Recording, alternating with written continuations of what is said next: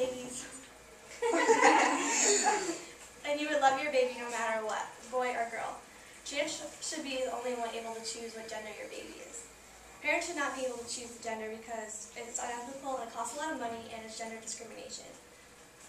The process starts out with even fertile parents going through in vitro fertilization, and that's when the woman's egg is fertilized with a man's sperm in a lab dish to create the embryo.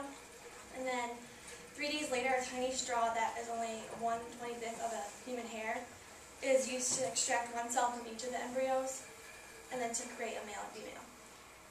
Rebecca Long with CBS News says that at first the embryo screening procedure was invented for the purpose of identifying embryos that carry serious or often fatal genetic diseases. So this process wasn't even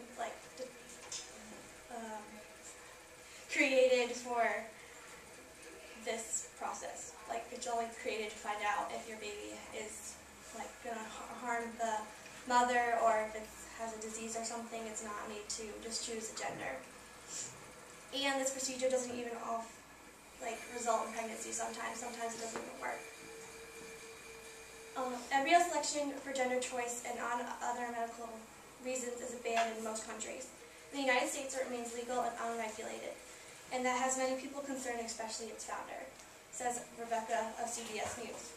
Also, countries such as China don't prefer females because they want males because they can work better and they're accomplished in their culture. The ratio for males to females in China in 2010 is 108:1. According to Elizabeth Paul, author of Taking Sides, Testing Gender, in some cultures there is expressed desire for male children and urgency to select fetal sex. The decision about sex selection in the situation is ultimately the father's decision, and then many women are coerced into sex selection and abortion of their female babies. And if this is wrong, why should gender selection be right? According to Elizabeth Paul, also, 78% of adults in America prefer their firstborn to be a boy. However, another study in Detroit in 1983 was done and concluded that many women pregnant with their first child had no preference. So it just really depends on the person. Even though I disagree with gender selection, there are a few pros to that. Couples are able to choose how many children of each gender they want in order they want them. Family balancing is a major reason why parents choose gender selection. Some want to be able to choose the gender for economical reasons, such as shared items and hand-me-down toys and clothes. But I personally think that's selfish. And it has become more and more socially accepted to use this technique to select your baby's sex. However, the cons outweigh the pros economically and socially. The Hidden Cost of Sex Selection book by Gail Vine, she says that choosing the sex of your baby can also have social effects.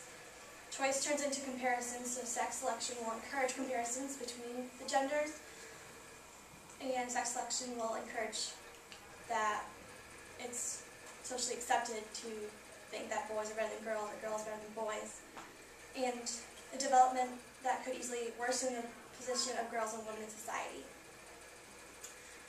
A professor of anthropology says that to make sex an issue at the point of conception to select on gender grounds will reinforce discrimination against males or females, depending on which ones you like more.